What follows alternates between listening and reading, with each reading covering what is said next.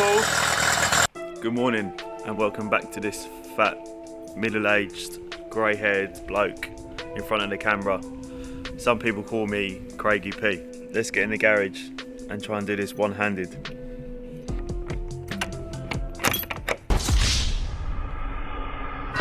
Maybe if I use the right key.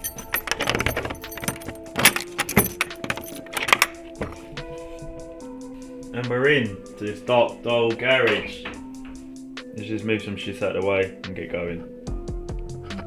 So the worst thing about this Polo is the noise on startup in the morning, and I do feel sorry for the neighbours. So with an attempt to push this thing out of the garage,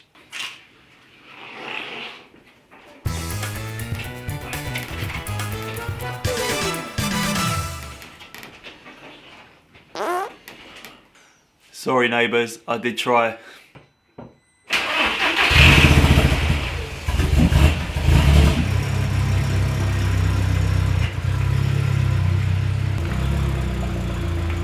The plan today is to take this thing back to basics and just give you a walk around and show you what we've done and what's happened in the last 6 years of owning this Polo.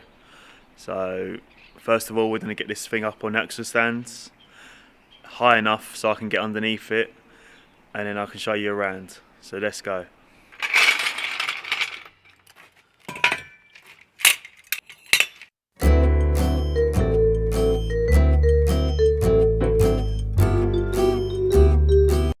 Rule 101, make sure the floor is level before you try and jack up any car.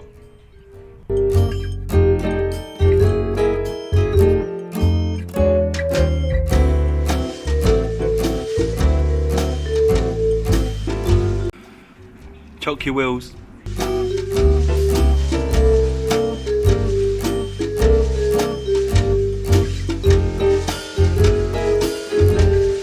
You would never have guessed I've got a qualification in this.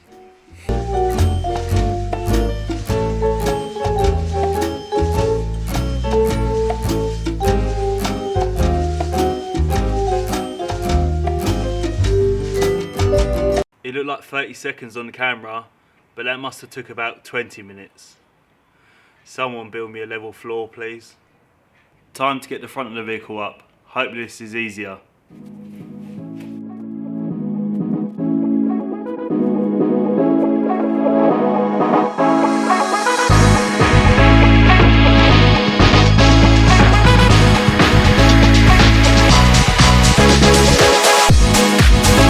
All that to get it high enough to jack under the engine.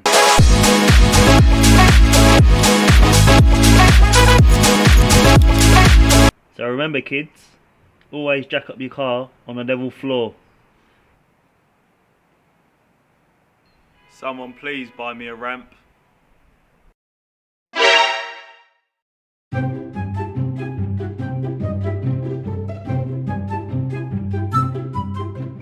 So welcome to my friendly neighbour, Curious Chris.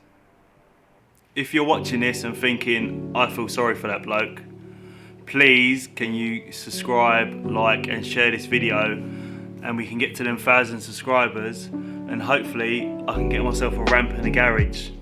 Finally, the bit you've all come here to see. Before I show you under here, how about we take a minute to show you how I got here.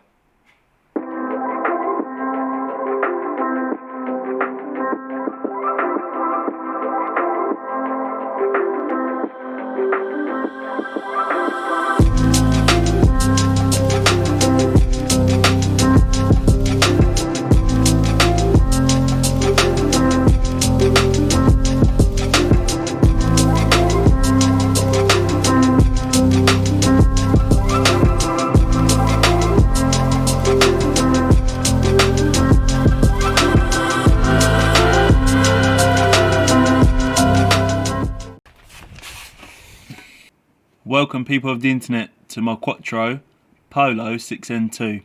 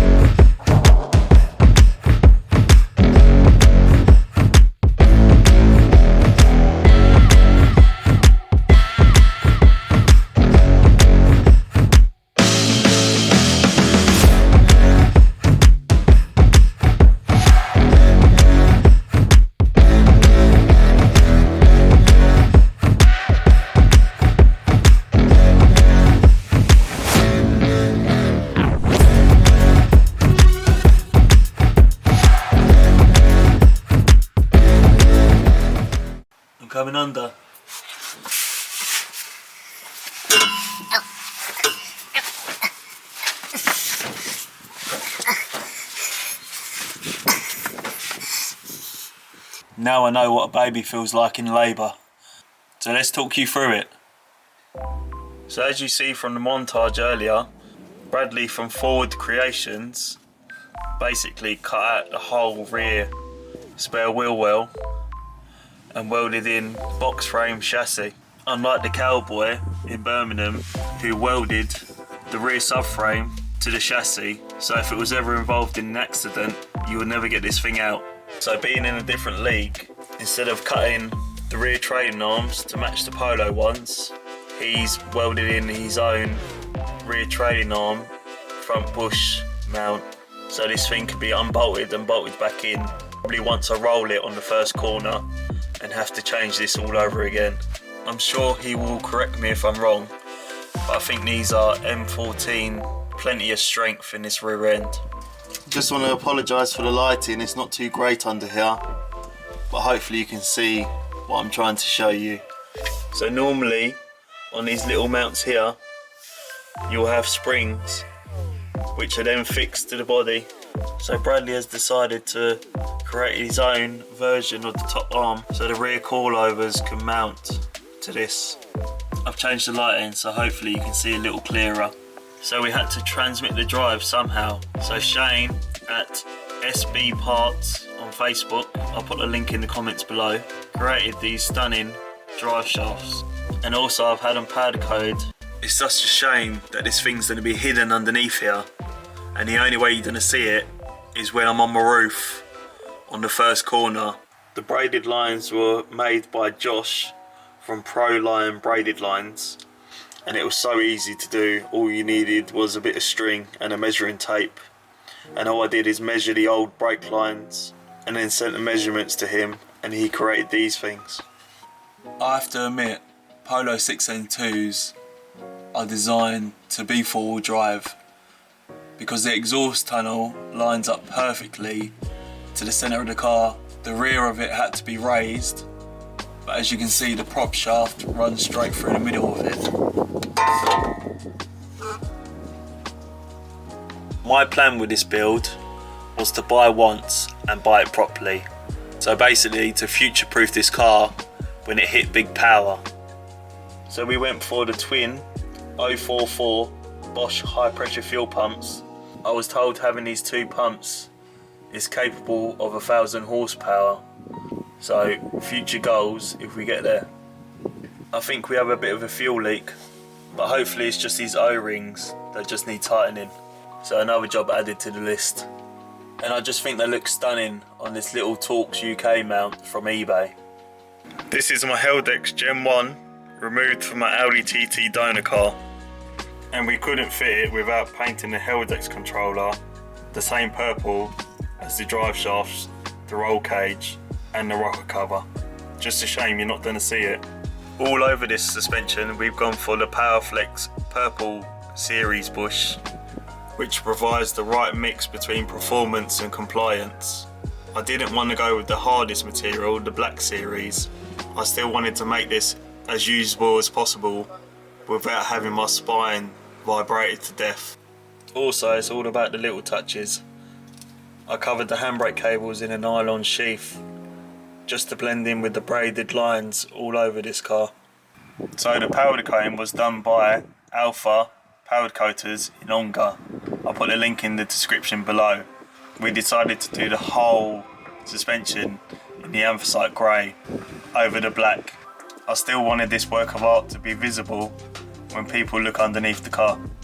We needed to add a bit of colour under here, so the rear Heldex mount was powder coated in this Kawasaki green, and I think it looks stunning.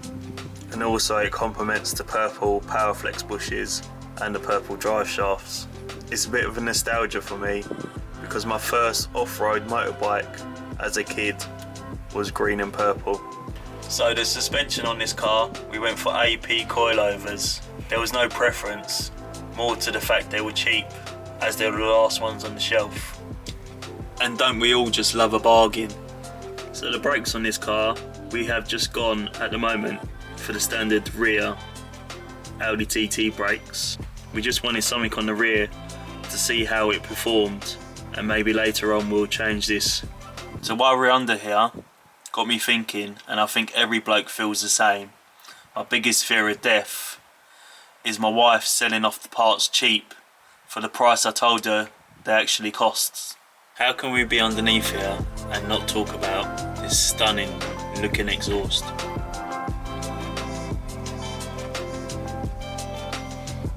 And we love a bit of symmetry, don't we? So Bradley has put hours into this exhaust, and you have to admit it's a special thing. 3 inch of pie cutting goodness. This thing was created from turbo all the way to the rear. So we went for the Pro Fusion exhaust back box, which I've heard really good things about them, so we will see. There wasn't a lot of room to try and squeeze this exhaust in. We also went for the 4 inch slash cut rear exhaust tips. I'm probably a little biased, but I think this thing sounds the nuts.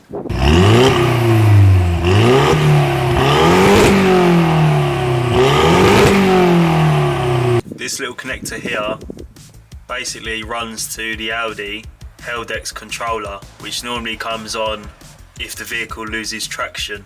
But on this vehicle, as we run no ABS or speed sensors to the rear wheels, there was no way of this Heldex picking up on when we did lose traction. So this is where this thing comes into play. So this is a standalone Heldex controller. So we have this little toggle wheel which you turn around, and you can select between street, race or a quarter of mile. Also at the top here, it displays your boost pressure, so you can have the rear Heldex come in when your boost pressure raises. So at the bottom here is your status, which can also display oil temperature of your rear Heldex.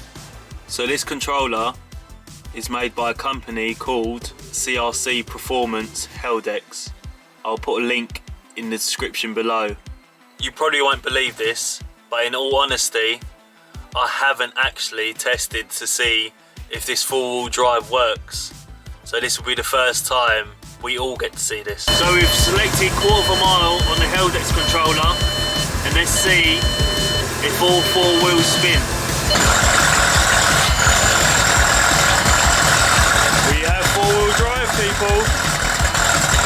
I'm not gonna lie, I'm so excited to finally see this thing and its 4 wheels spinning all at the same time.